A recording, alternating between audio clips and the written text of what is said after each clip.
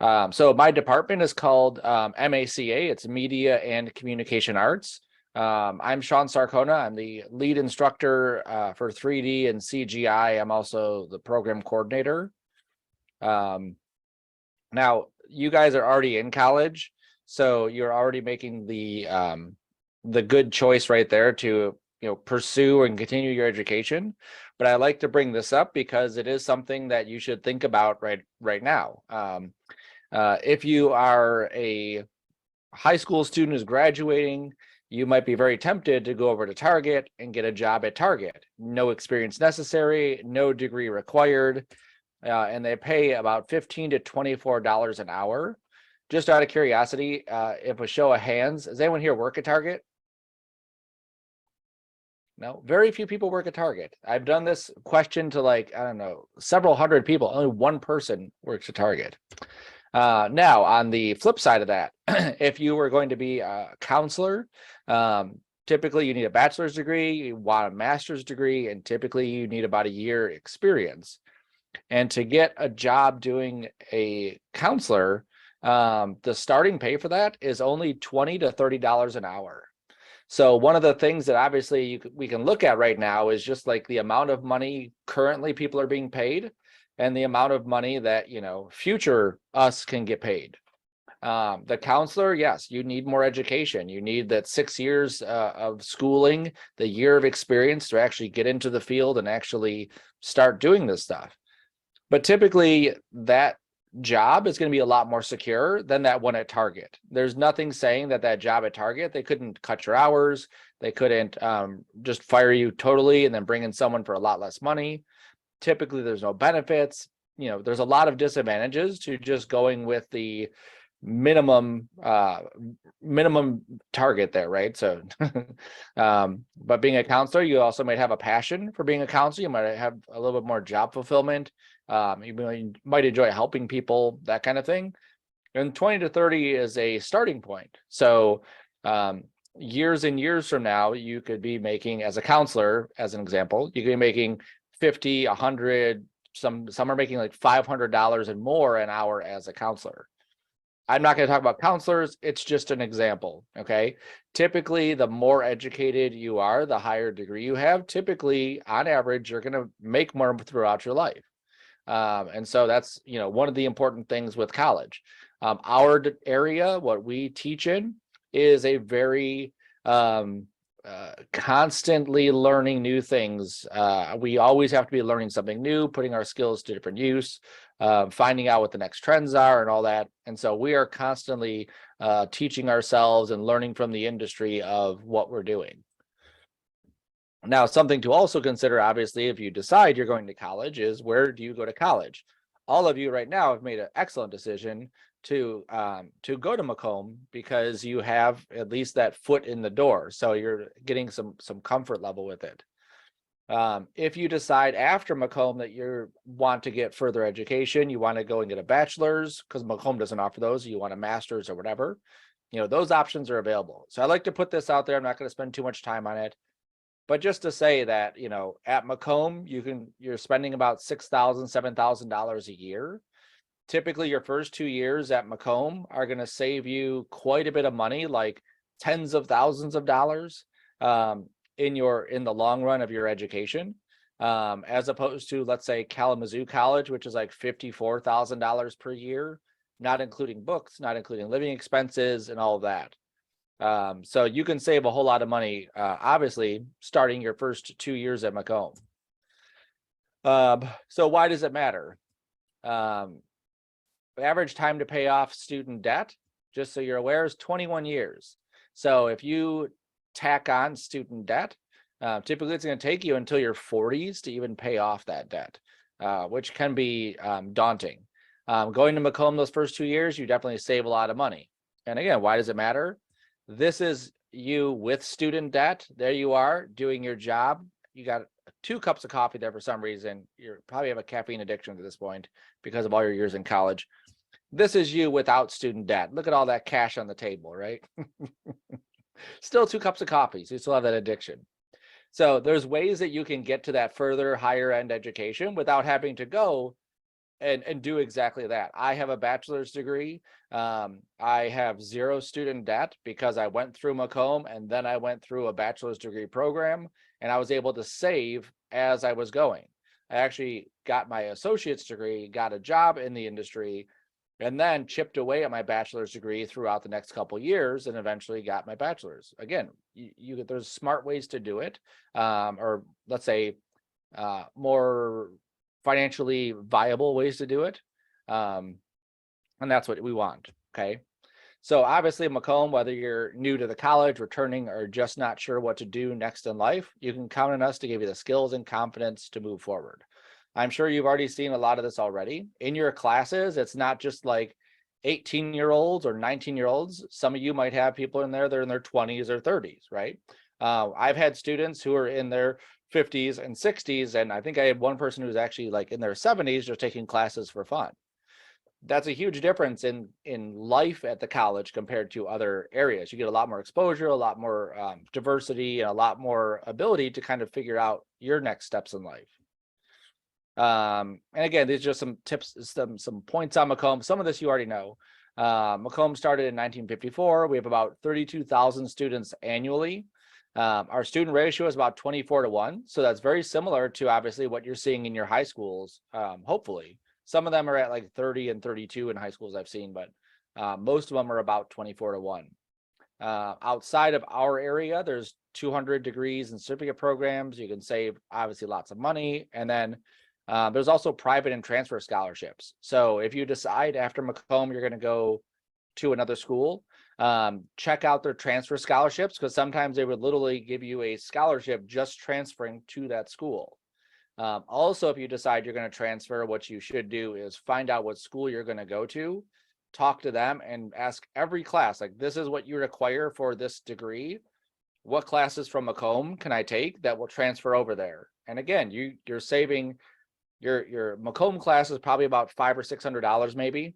Your university class might be like $4,000 to $5,000 depending on where you go. I know like at U of M or at U of M in Michigan State, they're about $16,000, $17,000 per year, and that includes so many credits. Okay, but again, you can still go to Macomb, save some money on the way. You may be taking classes online. I'm sure we have a mix in here of people who are taking classes online, people who are actually on ground. Some of you might be at Center Campus, which is way over here at Hall and Hayes. Some of you might be at South Campus, which is at 12 and Hayes. Sorry, Hall and Garfield, 12 and Hayes. Our building that we're currently in right now is at this temporary location at 15 and Little Mac. Coming the fall, we'll be in a brand new building. So this is, if you've been to South Campus, this is what South Campus looks like from the sky. This is our current building. There's demolished it, I think like a year and a half ago, they started demolishing it. Time for a renovation. There it was, like mid-renovation. April is the due date. They said it's gonna be done in April.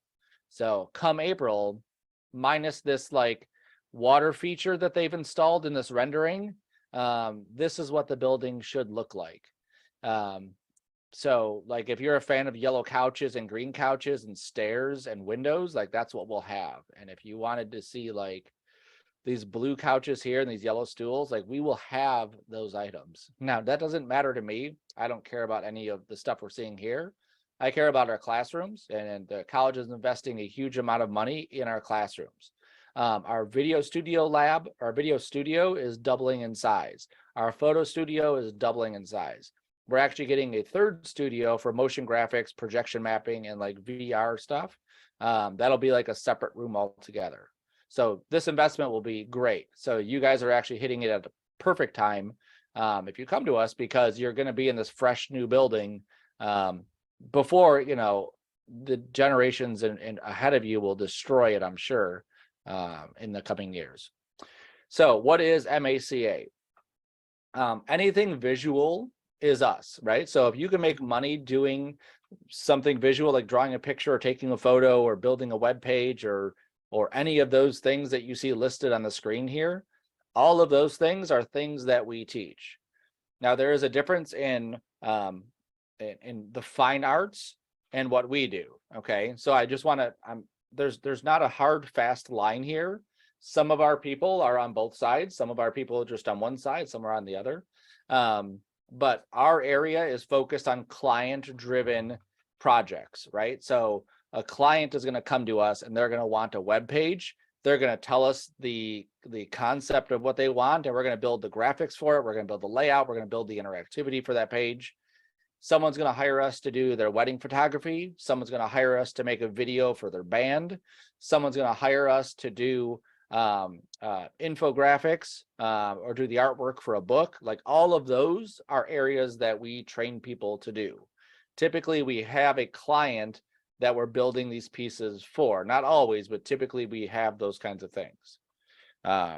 Our area is huge. The advertising, like this industry, the arts industry, is nearly $1 trillion industry. If you look at all of the different jobs that are available out there, they definitely have pieces of them that add up to a lot, but nowhere will you find an industry that is this influential across the entire globe and has this many opportunities for people within it. Now, one of the things you will find is difficult about us, it's very difficult to define what an artist is. So for a web page, there is somebody for the web page that actually designs what the web page is going to look like. There's also somebody who designs the concept for the web page, like who's going to go to it, how are they going to get there, what are they going to do after they leave the web page. Let's track the people that are on there. Those people still work in our area. They still work in the art area, but they're more of a technical side of things. We also have like programmers who work in our area, like people that come through our program also learn programming and they get jobs doing programming and art at the same time. Okay, so you'll see a lot of this blending. Our goal as you come through our program is not that we're going to put you through this one hallway that will get you to this one job at the end, because that would be silly. Our goal is that as you come into our building, you can explore and find what it is you're passionate and excited about doing. Even within some of our specialties, you'll see you'll have plenty of opportunities to kind of test things out, try things, and really find what it is you want to do for the next 30 or 40 years of your life. Now, who uses art? These are all companies that use what it is we're doing. I'm sure you guys are plenty old enough to have heard the term starving artist, right? Where they basically think like you can't make money in art. Like you can't just make money drawing pretty pictures. Well, I guarantee you there's $1 trillion industry there that tells you you can make money drawing pretty pictures, right? And it's not just drawing pretty pictures, obviously, but all of these companies would not exist if it wasn't for the artist. Think of the car that you buy. Someone's picking out the colors, someone's picking out the interior, someone's picking out those details. Think about the ad that you saw for it, right? If it's a print ad, someone took the photo of the car, someone cleaned it up, someone made the background nicer, someone put it in a brochure and put text next to it. If it's a commercial, someone videotaped it, someone storyboarded it. All of those different pieces are individual and collective jobs that are within our industry. Now, one thing that we've seen over the past, I'll say 2 decades, because it really is about 2 decades. 2 decades ago, our industry was very reliant on these big companies. So as an example, let's say you're Domino's Pizza. As Domino's Pizza, you want to have a commercial done. So what you do is your team, your executives go and they find a marketing team and they say, hey, we want a commercial done. And they work with this external marketing team and they build all these different, proposals and storyboards and ideas. They go back to Domino's, they pitch those ideas to them. And then over the course of weeks or months, they actually build the commercial, they hand it off to Domino's, and then they use that for like weeks and weeks, sometimes years, year after year. In the next, 1 to 2 weeks, you will see a honey baked ham commercial that has been playing since like the 70s, it seems. It's the same commercial because they built it and they just use the same commercial over and over again. Now, for them, it works out perfectly. They don't need any social media. They don't need any on-demand marketing, but rest of these companies do. All the big companies nowadays need that. So Domino's and a lot of these places actually have internally marketing people who actually do their own Instagram, their own TikToks, their own Facebooks, their own social media accounts. Plus, if they need advertisements for brochures or websites or all this stuff, they're doing all of that locally. They're doing all of that right internally, because we are in such a high demand field that we have to be constantly advertising stuff. I was actually at a advisory board with Mr. Hintz earlier this month or last month, whenever it was. And one of the guys who was there was one of his former students.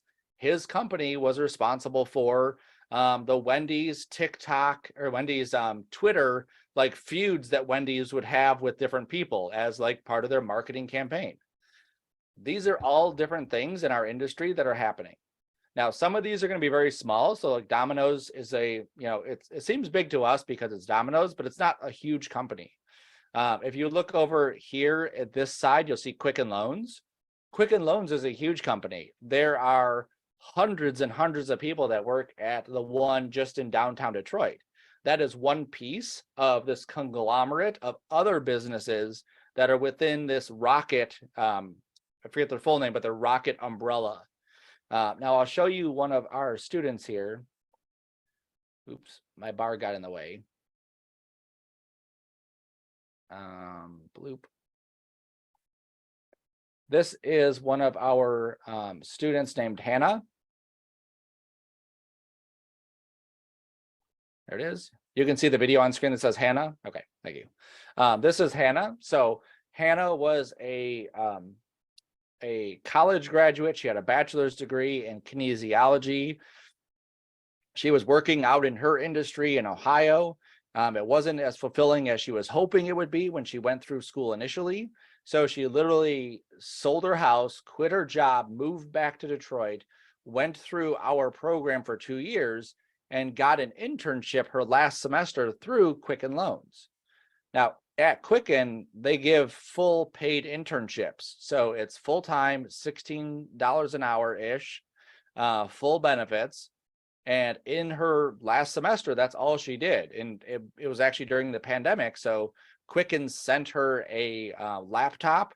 They gave her the software. They would do like Zoom meetings with her. They would send her like care packages. They would have all these like really cool things. They're really good at replicating the industry, even if you're at home, which was awesome. So at the end of her internship, she was offered a job. She took the job. And then a couple months later, she was offered a brand new job at a different place. It was also under the Quicken umbrella, but it was actually doing the visual effects, the scoreboard animations for the Cleveland Cavs.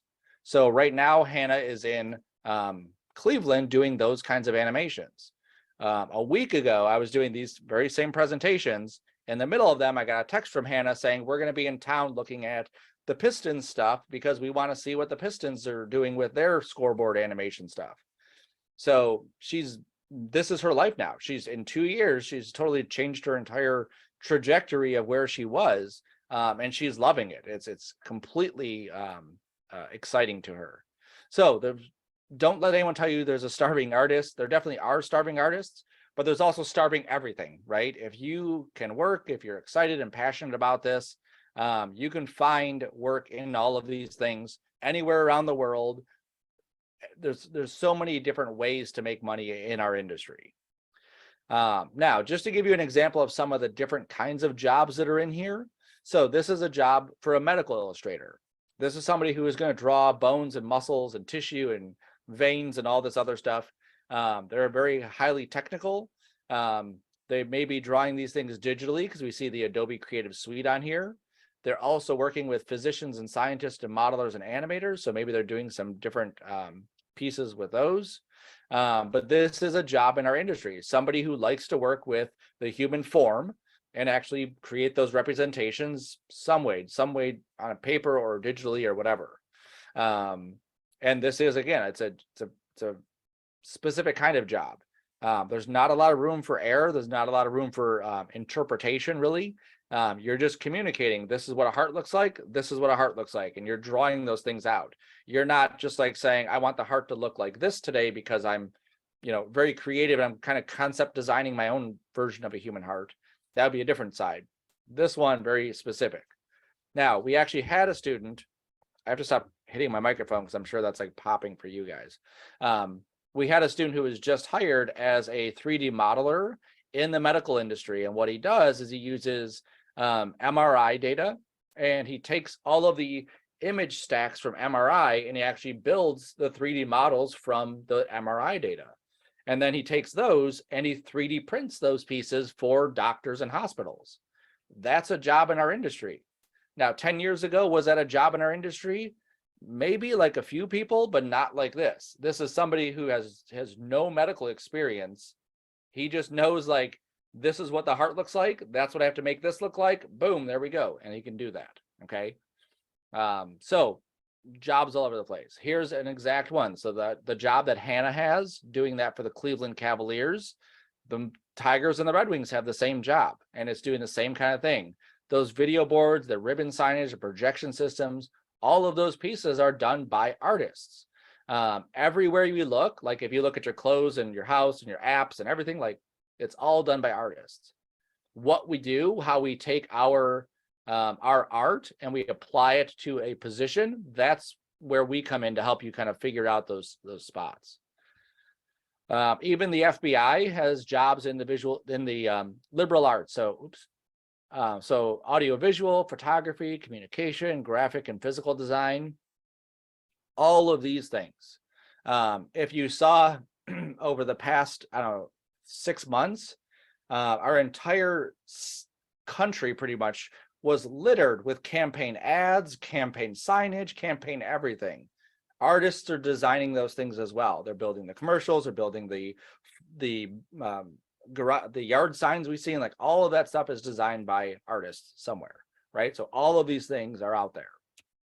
Now, specifically, how does our program work? Okay, so you learned a little bit about the college, you learned about the industry.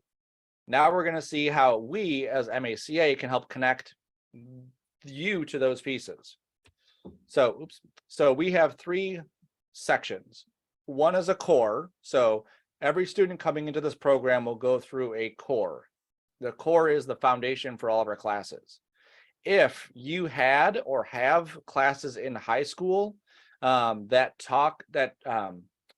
taught you some of the stuff we're going to see, you might automatically be able to get credit for those classes. Okay, so let's say you took a photography class in high school and you have 2 years of photography under your belt. You know how to use a camera, you know how to use a flash, you know how to change lenses, you know, all of those things that we teach in our intro to photography class. I don't want you sitting in my intro to photography class doing those again, okay, unless you want to. I want you to take, okay, I already know this stuff. Let's get on to the other stuff that I don't know. And we, again, will help assess and get you there. So in the core, this is what we have: Intro to Photography, Design 1, Illustration Fundamentals, Previs, Digital Illustration, Photoshop, and Motion Graphics. Now, every one of these is a class that people in the industry said, regardless of what degree or specialty you're in, we want people to know these things. So as a photographer, you might get into the photography industry and you're only photographing pictures of Campbell's soup all day long, every day for the rest of your life. You may never touch animation, you may never touch illustration, you may never touch storyboarding, but you found a very specific niche in the photography area. Most jobs are not just doing this one thing for 30 and 40 years. Most jobs are kind of bouncing around. As an example, we had a student recently who went through, got his degree in photography. When he graduated, he was doing photography for Our Magazine. So if you look at Our Magazine, there's like these spreads and interviews that they do with people. His job was to go there and photograph the person who was in the spread. He would also have to videotape them, which meant he had to understand the lighting and the audio and video cameras and then edit it together. And then he would have to come back to the studio and take the photos and put them in a nice little layout. Then he would have to take the video and edit it up and then put that onto the website. So now that one person is the photographer, the videographer, the designer, And he's a storyteller because he's the one that's going out there and getting what the actual story is, like what's interesting about this person. And so that's the kind of person we're training for the industry. If you go to other schools, you will find that there are degrees where they just focus on photographing Campbell soup cans.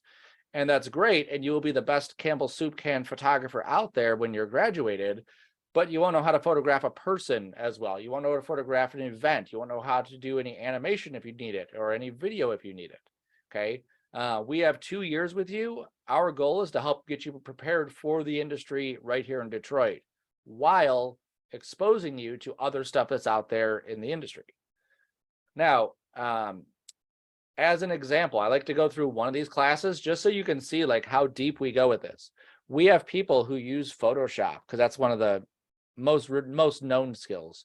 We have people who use Photoshop for 20 years, and they'll come into our intro to Photoshop class and say, I've been using Photoshop for 20 years.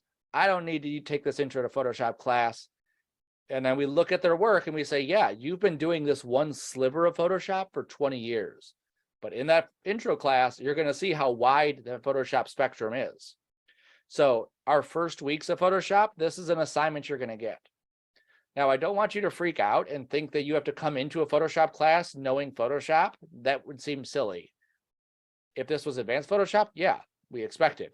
Intro to Photoshop, no. We assume you know nothing about Photoshop, and we get you the basic knowledge. So these first weeks, what are we learning? We're learning how do files work, how does Photoshop work, how do layers work, how does color work, how do we do some basic skills. This assignment is about like the third week or fourth week of class. On the left here, we have a model. This is a photograph someone took. She has some freckles. She has a scar. Her eyes aren't very vibrant. She has some flyaway hairs. This is a close-up of that area, and this is a cleanup of that area. It might be hard to see on your screen.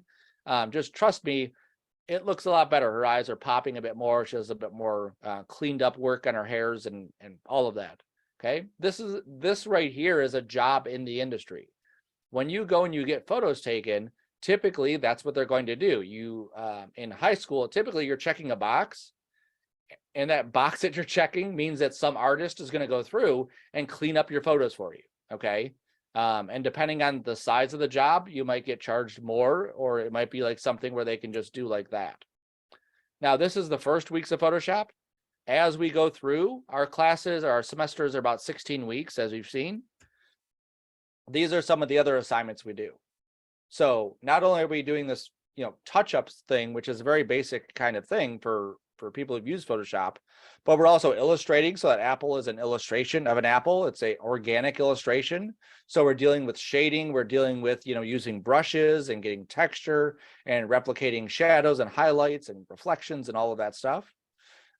This one here with the PlayStation, these were all flat separate elements that we had to cut out and clean up and then position so that it looked like an actual ad. This PlayStation controller was not that color. We had to recolor it. It didn't fit on the screen, so obviously you didn't see the whole thing. This iPhone here was redrawn. So all the paths were drawn out for the iPhone and then shaded to do those. Now, I will tell you, again, you don't have to know how to draw to do any of the stuff that we're seeing here. Okay. Everything that you're seeing can be taught. I never took a single art class in high school. I had one video class, I had a 3D class, and I took some CAD classes. That's all I had. But going through an education and learning these things from the ground up, any of these can be taught. Any of these you can do. I just had, I'm teaching this Photoshop class this semester, and the Apple assignment that we do, I could bring up the 40 examples that people just submitted, and maybe 3 of them are not on target. The rest of them, as long as they followed those steps, are exactly it. And that's all we're doing. We're understanding how do we take something in the real world and make a digital copy of it that looks better than the real world image. That's what we're doing. Same thing with these iPhones. Again, take 40 of them, drop them in there. Maybe I have 3 of them where they just didn't pay attention to what we're saying, right? And then the one on the right, that's the fun one. So we do a caricature. So we take a photo, we chop up the photo, we blend all the pieces together. As we progress throughout the semester, we're taking little pieces of all these assignments and we're adding those pieces up to get to the end. So this assignment here with Hugh Lowry from House, that assignment is we're doing shading. So we're actually like drawing and shading in some of the stuff. We're cutting pieces out. So like we would for the PlayStation. We're also using some different shading and highlighting and other deformation techniques like we would on the iPhone or the PlayStation or the Apple or any of the other assignments. And then that photo one to kind of clean up those pieces. So each piece or each element of this, we're building on those skills. Okay. Now our goal is that once you've gone through this Photoshop class, you're pretty good at Photoshop. Our last assignment is this one. So our last piece, this is what we're working on. Now, this is all individual images. So every mushroom you see there, every person, every plant, even the land that's back here, this water here, this land here, all of those are separate elements that have been positioned, adjusted, tweaked, modified, whatever, cut out. Their shadows are painted, their highlights are painted, the coloring has been adjusted to make it feel like they're all part of this environment. Now, I'm going to jump back. This is jobs in the industry. Each one of these are jobs in the industry. This is jobs in the industry. That's what we're doing. Okay, we're training you for the industry. We're training you to be able to do this stuff. Now, could you get a job in Photoshop even after doing this class? 100%, you can. You just got to find that company that's looking for someone to do these types of things. And we have people that do that exact thing. Now, after you're done with basic Photoshop, we have advanced Photoshop, which you'll see. In advanced Photoshop, we're doing more high-end rendering stuff. So this is a cutaway for a car's internals. So you're seeing all those different pieces. We also do more portraiture work. Here's some more product work. Here's some more, oops. I don't know why that did that, hold on. This is really zoomed in, there we go. More product work here. And then more product work here. I don't know why it keeps opening the other screen. Okay, but again, we're taking those basic skills and we're building on them. And none of these are out of that realm. Now, we also want to touch on things that are like most of the stuff we've seen is like traditional Photoshop stuff. Things that we would have been doing in Photoshop for literally the last 10 years at least. We are also playing with more advanced things. So this is Hannah, who is doing the stuff at for the Cleveland Cavs. This is an animation she did within Photoshop. And this is all pixel drawn, pixel animation.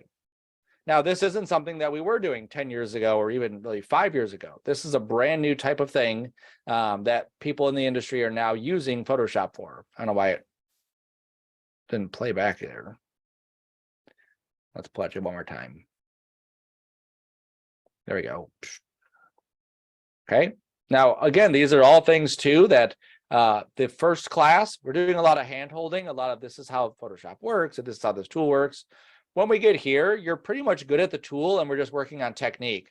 We're working on refining all those elements that you would have been using. Okay. Now I'll also show this assignment here, this last one, is just a still image.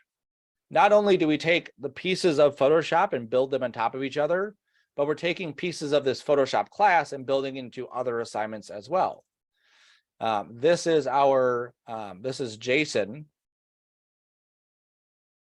This is a project that he did where instead of doing a flat 2D image, which is what we're currently seeing because I paused it, this is actually a video using the same techniques. So when I hit play, we're going to see us kind of moving into the scene.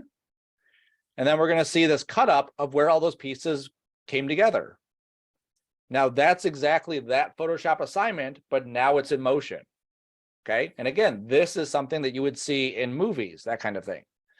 Jason actually worked, as he was graduating, he actually worked for a movie studio that was local, and he worked on Amazing Spider-Man, G-Force, and Night and Day with Tom Cruise, which is pretty sweet. Once you're done with that core of classes, then you jump into a specialty. Okay. And this is where you're kind of more targeting what area you like the best. Okay. So each one of these is a separate associate's degree or certificate that we offer. motion design, interactive web, design and layout, creative imaging and illustration, 3D, photography, video, and then collaborative. I'm going to jump into each of these and just give a little explanation for them. So interactive web, when we talk about web design or interactive design, we say web, but we're really talking about anything that's interactive. So your phones that you have, your tablets, your car's dashboard, if you had a HUD interface or a gaming interface, all of those use very similar concepts. So we are teaching web design, but we're also teaching interactive design, which is the same realm. Now, obviously, if we're designing a web page, typically you're going to find it on a computer like you see here, but also making sure it can work for a tablet, it can work for a phone. This on the left is an interactive book. So the students, when they get to this type of assignment, they're actually scanning in a book. They're going through, we have an audio booth, they're reading the entire book. They're then editing their audio. They're editing all of their scans that they did, and they're putting this together into an interactive piece. So this is actually a separate element where students or the client could open this up and click through the pages and have those things read to you.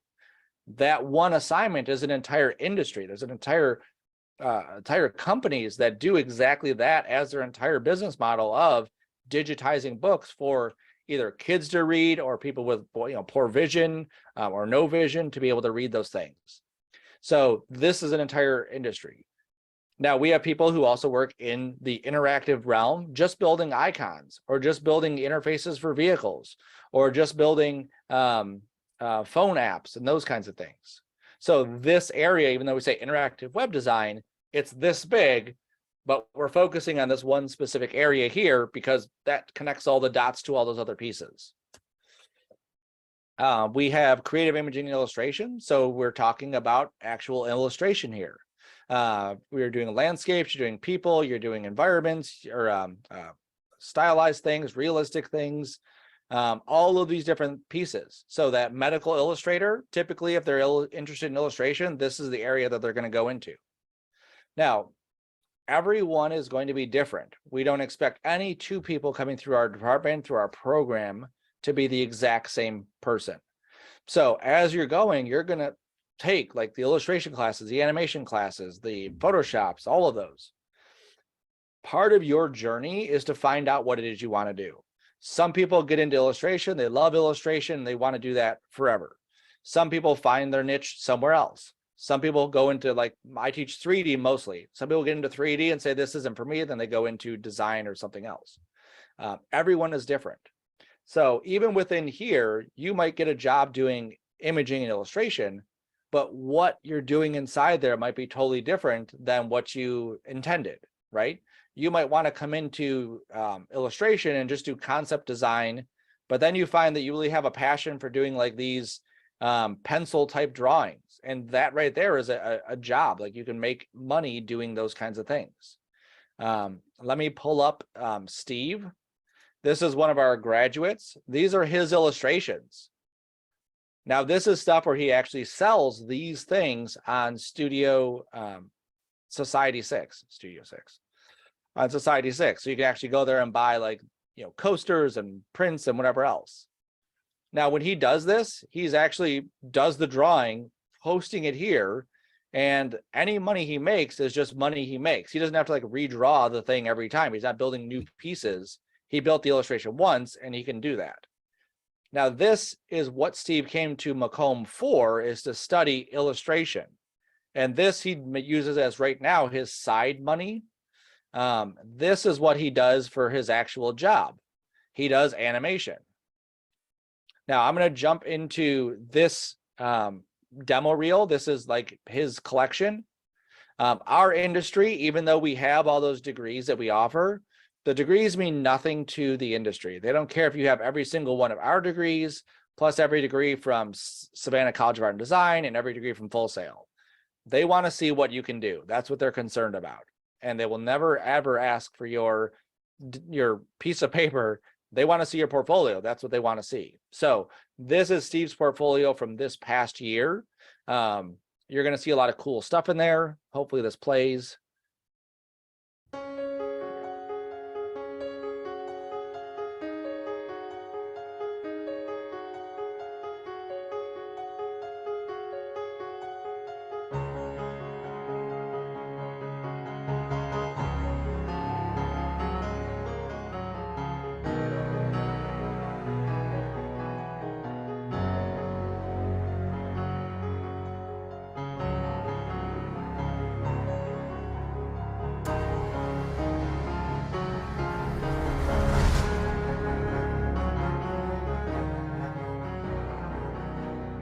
So that's what Steve uses to get jobs now. So he has that on his website. He has that on Instagram and Facebook. And companies will look at that and say, dude, we got to bring this guy in on a job. Like, this stuff is amazing. Now, I'm going to jump back to just a couple things just to point out. When we see stuff like this, the first class in that core, one of those classes is called Design 1. And so understanding how to lay out an image, understanding how color works, how we lead the eye, how we can use contrast, all of those things, even though it's this beginning class, that's what we're seeing here. When we're seeing these types of things like this, now we're dealing with design. We have color here, we have illustration, we have animation in here, obviously. Same thing here, like these people are stylized people, but Steve can obviously do the other ones, the obviously photorealistic ones too. So even though Steve came to us for illustration, he found his passion in animation, and that's what he makes his living off of, but he has the illustration he does on the side as well. But he wouldn't be as good of an animator if he didn't have that illustration part, okay? And then obviously you can see, like, you can check out this too, just to verify, but there's StevenSavale.com or Steve Savale. And if it was loading, there it goes. This past year, because of COVID, a lot more studios kind of reached out further than they typically would. And he actually got to do work on Lightyear. So Steve worked on the end credits for Lightyear. He worked on the credits for American Horror Story, and he worked on the credits for Hawkeye. And if you actually look at the credits here, like, there's his name right there, lead artist for Hawkeye. Now, Steve isn't in California. He lives right here. He lives, like, I don't know, 10 miles from my house. He works on these projects locally, and he makes a great living, a great job doing it. Now, this is what Steve actually does. Like, this is his industry is called motion design, where we're creating motion using design. Now, there are, motion design is going to be a degree. If I skip up a couple here, 3D animation is a degree. You're going to find blending that happens between each one of these. So like inside motion design, you're going to see intro to 3D and 3D animation. Both of those are in the 3D one too. Okay. Just like there's no hard, fast line between what is fine art and what is, commercial art. There's no hard, fast line between motion design and 3D. It's, again, getting the skills that you need for the industry that you're going after. Now, in each one of these, though, we are focusing on specific things. So in motion design, we're focusing on storytelling using 2D and 3D pieces. Typically, they're going to be for little explainer videos or character animation stuff or HUD things. When you design, let's say you designed a HUD for a video game or a VR set, instead of actually building it and programming it and making it all work, and then somebody puts it on, we might just make an animation showing this is what it would look like, right? If you've seen any of the Avengers movies, every Avengers movie has some sort of HUD device. All of those pieces are pieces that get animated. Now, our skill sets are not something that are always locked into place, just like we saw with Steve. Like, he was an illustrator and then he became an animator. Hannah actually was a 2D animator, became a 3D animator. Like, all of these are different evolutions of the individual. You'll find those, again, throughout all of these different pieces. The guy who did a lot of the or the HUD designs for Ender's Game, he was a self-taught person, didn't go to Macomb. His name is Ash Thorpe. He's amazing. Definitely check him out if you're interested in those kinds of things. But he also designed the Batmobile for the new movie. Like, that was somebody who designed Illustrator stuff, just flat 2D stuff, then brought it into motion, into 3D, into motion, and then he's obviously building like the Batman stuff now, which is cool. Our industry is something you can grow into and something you can really move around. It's not something where you're locked into one job forever. As a kid, for me, that was something I was always kind of like considering, like, do I want that? Do I want to do this 9 to 5, in and out, do the same thing every day for 30 years? And for me, that wasn't what I wanted to do. This industry doesn't have that. This is our design and layout. So some people love package design, logos, flat designs, just being able to build like what the images look like. We have people that work in the industry building signage, building graphics, building package designs, logos, working with companies, big and small, whatever, doing these types of things. One of our students does I mentioned the car ads before. They actually build the car ads that you would then get mailed out to your house. Now, Steve's reel is a motion design reel. This is Jason. His portfolio is going to look a bit different because Jason is a designer and an illustrator. So as we look at his work, we're going to see some illustrations he has here. We're also looking at the design of how he has like this stuff laid out. And he's talking about the software he used. He's talking about, why he did what he did and the concept of what his designs were. And again, you're seeing this big collection. Now, Jason could go into exactly what we see here, just label design. Like that's a job, that's an industry where you would just design labels for bottles and cans and whatever, and just print those. Even the printer, that's an industry too. But he does a little bit of both. He does illustration and he does design. And this is the kind of stuff that he loves doing. Now, if I were to throw Jason into a 3D animation class, he could hate it, right? Because it's not him. It's not something he is passionate about. But he still has a bit of exposure. He still has a little bit of animation. And that's what he does with it. All of these illustration design pieces. Now, some of our designers, they may start off as a designer designing these types of things for different businesses. And as they progress and as they move up, they're going to be designing bigger things. So when the auto show comes out and they have all these signage for the cars and the auto store companies and all the technology and all the pieces that they have there, somebody is designing those. Our students actually work, a couple of our students work for a company that does those banners. Okay, so that's the whole design industry. Now you're going to do inside of all of our specialties, you're going to get a variety. So we're not going to pigeonhole you into this one field of logo design, which can be a huge field. We're going to make sure that you can do signage like posters. We're going to make sure you can do logos. We're going to make sure you can do infographics. We're going to make sure you can do layouts. We're going to make sure you can do 3D package design. We're also going to make sure you can do like web. Like we want you to be able to at least design what a web page is going to look like and understand it from that point of view so that you can actually build the web pages that somebody else could actually make functional. Because sometimes we just want to design them and we don't want to make them functional. Let somebody else do that work. Some people don't want to do the other side of that. We have photography as well. And inside this one, you're going to be touching on a lot of different areas in the photography realm. It's not just about, can you take a picture with your camera? Anyone can take a picture, but can you control the picture?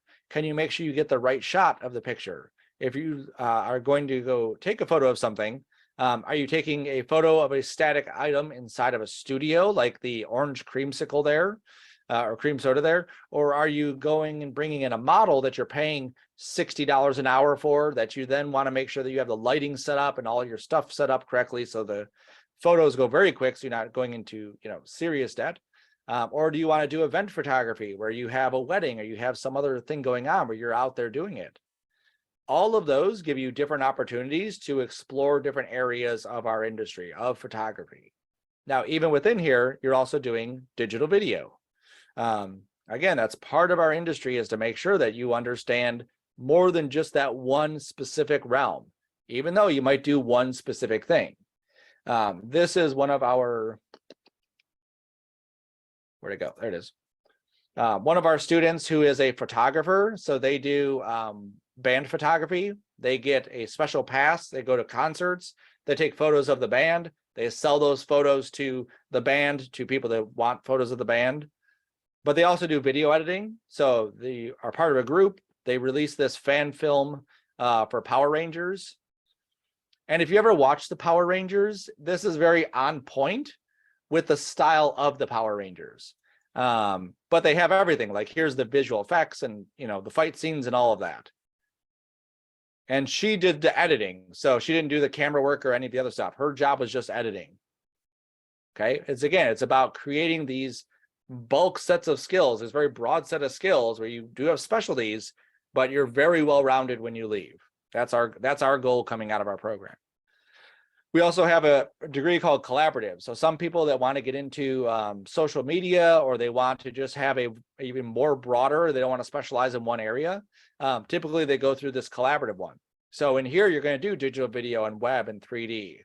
As you, again, kind of figure out what it is you want to do, you'll find those areas.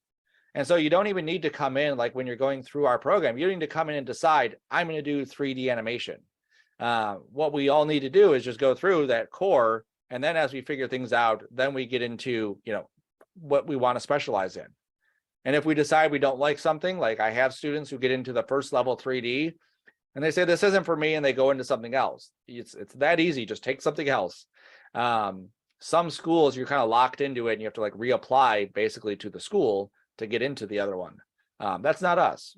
Some people will actually come through and get 2 or 3 different degrees. So Hannah, who works for the Rockets or the Cavs, her degrees, she has a motion design and a 3D degree. We have a video production degree, very similar to the photography one, but again, you're kind of hitting on all these different areas. When you leave, we want you to be able to do video editing, lighting, sound, storytelling, 2D animation, like all of those pieces we want you to be able to do. This is one of our graduates. His name is Steve.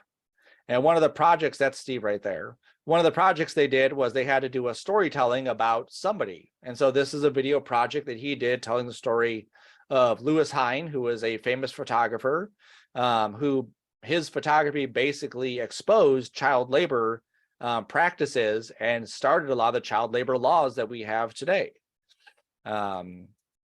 So if you're for child labor, I guess he's probably not a good guy, but most of the people aren't. But this is what Steve's doing now. He works for McLaren. He has a company. McLaren pays the company or hires the company to basically find or tell the stories of McLaren patients. So this is David. Steve and his company go there, and it's only Steve and like 2 other people go there. They meet with David, they meet with McLaren, they figure out what that story is that they want to tell, and then they videotape them, they interview them, they get all the footage they need, they edit it together, and they produce a video that McLaren then puts on their website for them to be able to show why you would choose McLaren over other places. And so this is all the stuff that Steve is doing as part of his job. Now this is what Steve went through, is that video production. Now we have 3D animation, which is my favorite. That's the one I teach. We're dealing with video games, we're dealing with characters, we're dealing with products. Anything 3D related, we touch on. 3D printing, like anything. I only have 4 minutes here. I'm almost done. Our last class, our capstone class, is portfolio. So as you're going through our degree program, you're taking that core, you're taking your specialty. The last class, you're building your portfolio, you're assembling your portfolio so that you can then start going out there and getting jobs doing this kind of stuff. Every person is going to be different. I showed you Steve's reel. I showed you part of Jason's reel. I showed you some stuff that Hannah did. This is some stuff that Rob did. Okay, all of these are students who have gone through our program. Even Jason has gone through our program. Sam went through our program. All of these people have found different ways to say, I want to do something creative for the rest of my life, and found a niche in our field that is a creative way for them to express themselves and do something, that's not boring. We have students who have worked on movies before, so like Transformers and Avengers and Last of Us and Mortal Kombat and, it's too many to list, but they enjoy the variety of projects. They enjoy being able to go out there and do something creative and actually be able to point to it and say, hey, that's my thing that I did.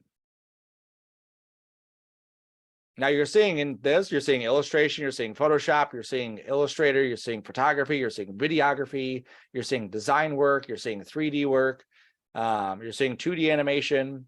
This is a really good reel because it has a lot of different stuff.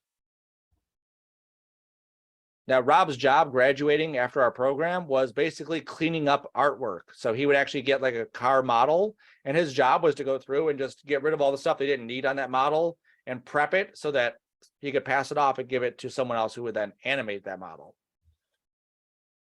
This is another example of that Photoshop assignment where we're building something that actually has animation to it. Okay, so oops, I have a question here, or this is so what I want you to do, that's my last slide there. This is a QR code, so this has information for me from the program. There's some links in there you can also get. Definitely scan that, check it out. You can save it. If you do have questions afterwards and you decide, hey, how do I get started in this? Or can I just come by and just talk and see if any of the classes for my high school would transfer or any of that stuff at all, feel free. How often should a portfolio be updated is a great question. As often as you can. So Steve updates his throughout the year. I have students who get their portfolio, they get into the industry and never update their portfolio until they need a new job. It all depends on what specifically your goals are. Some people like being locked into a current company and just working there. Other people like Steve do freelancing, and so their next job is only as good as the one they just did. So they constantly have to be updating their portfolio. Good question. I have 0 minutes, but if you have questions, I'm cool if anyone wants to stick around and ask. Or again, feel free to ask me at another time. Yeah, Sean, I have to boogie to another school, but I'm going to leave the Zoom open and your co-host. Okay, that's I'm fine. presenting down the street at Mohegan High School in Chippewa, but you're feel free to connect with the kids and then you can end it when you're done. Okay, sounds good. Thank you. I'm Thank sorry you. to do that, but yeah, no worries. you know what you're doing. Yeah. We went here Thanks, before. Sean. Thank you. So Caleb asked about, do modern military advertisements use any media or communication arts? 100%. So obviously, like the military, they have commercials and stuff that they use. Even within the military, they have stuff as well. Like when you watch, and obviously we can't actually go onto a base and look at their stuff, but we can look at movies who emulate what they do on bases, right? So when they show a graphic of like, this is what we think the environment looks like, and this is what we're going to be doing, there are artists that are actually building those pieces. Years and years and years ago, there was this book that came out about this guy, I think his name was Chris, and he was a CIA agent. His job working for the CIA was to actually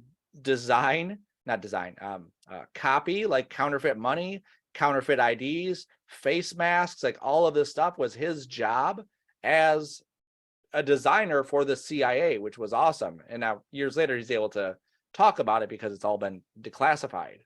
One of our instructors, their father actually worked in World War II, and they would do what's called the Ghost Army, where they would actually build like scale versions of tanks and make them look realistic. And then they would like march these tanks down with these huge speakers blaring sounds of tanks. And the enemies would see the tanks. They would think that those are the real people, and they would go and start to attack that. Meanwhile, the other troops would come in from the other side and do what they did. I can answer some of that too, Sean. Yeah, go ahead, Mike. So I was in the military for 22 years, and I was diagnosed with color deficiency, so I couldn't get a job as a graphic specialist. But while I was in the field, the MOS that I was in, they saw my artwork, and I did murals at every base I was at. I did nose art. I worked for Air Force Magazine. I worked for Airmen's Magazine. I designed 3D. This was before 3D animation, but I actually designed plaques that then would be carved to give to dignitaries. So, I mean, just like you said right at the very beginning, this is like a no answer career field. We just don't say no.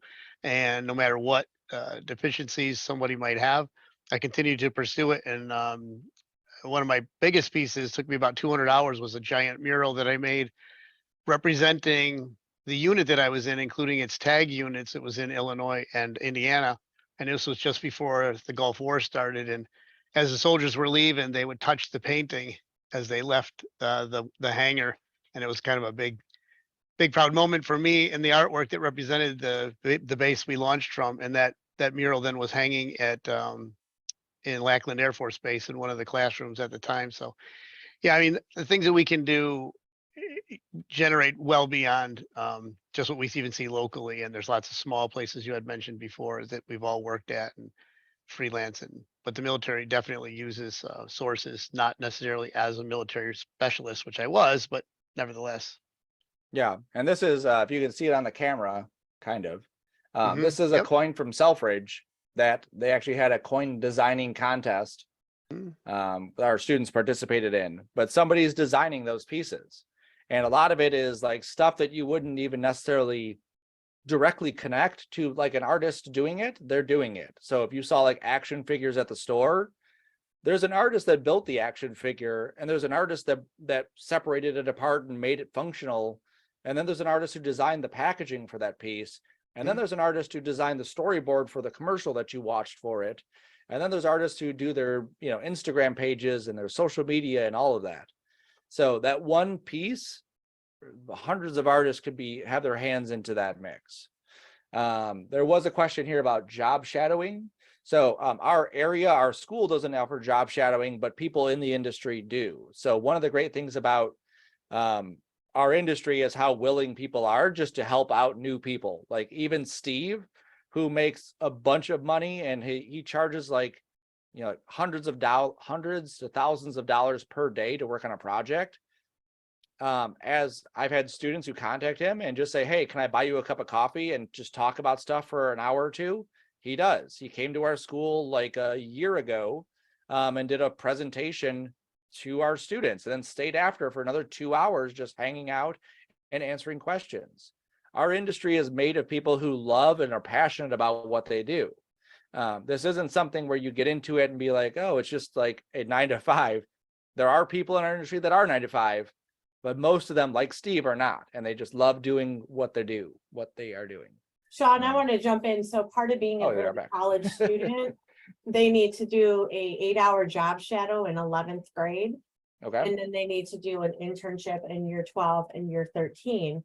And oftentimes I will do these career chats in various different industries to allow the students to get an hour here and there, with the goal of them hoping to be able to lock down a good job shadow, because they're like, oh, I love this presentation, I want to take a deeper dive in it. So that's kind of where a lot of these students, they don't know what they don't know. They haven't been able to be out into the field. And so they're really interested in having those opportunities. So. Yeah. And that's just something that we work with different companies. The hardest thing with us, with our industry, sometimes to get those job shadows at that, as a, like you said, a 12th or a 13th year, it's hard to find one where you're going to shadow someone at that level. Because usually it's more of like, you're going to go in and just do this. Like we had someone who their job for 2 weeks was just to go in and cut out pieces of cars for 70 hours a week. And that's all they did. So it's not really a job shadow. I mean, they're just doing it over and over and over again. But there are companies that are willing to bring people in. I'm sure Mike's had plenty of them as well who have. Yeah, I can address that too. When I was working in the ad business, the agencies and studios I worked at, a lot of it was the front office or HR would say, hey, or, whatever floor we were on, whatever department we were in, would anybody be interested in doing it? And as I've had a background in teaching, much of my life, both teaching and working in the business, that I would say, yeah, sure. Giving back, teaching is great. And so we'd have students come in, and sometimes they're there for a half a day. Sometimes they're there for the whole day. Sometimes they leave scared to death, and then sometimes they end up starting in the industry. And by utilizing these resources and these connectivities of these schools like ourselves here at Panko with Macomb Community College, we have a great relationship. And so we were able to collaborate on a lot of different things and reach out to different organizations. But sometimes it's just word of mouth, and then sometimes think about people in your family that are in it, or friends and neighbors, and say, would you be interested in having me stop in, and then just record that through your schools, and you can count that for the job shadowing. Yeah, and a lot of it too, like one of the hard things for a lot of us in our industry is when we want to work somewhere, we have to go out there and actually talk to people. Mm-hmm. And when we draw stuff or we're animating or whatever, we like to just be like, heads down, let's do our stuff. Yeah. But we have to. So if there's a company or an area that you're specifically passionate about, like if you said, hey, I want a job shadow photographer, don't be afraid to call up a photography studio and say, hey, can I just job shadow you for, a couple days this week? again, 90% of them will say, well, I'll say 70% just to be safe. 70% of them will say yes. It all is on you to build that relationship.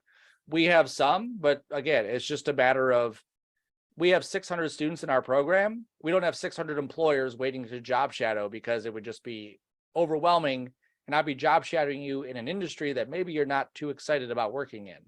So again, it's a lot about you connecting to those pieces as well. And we do our part to help connect you to those pieces. If you're not sure of, where are the popular studios for photography or video or whatever in here?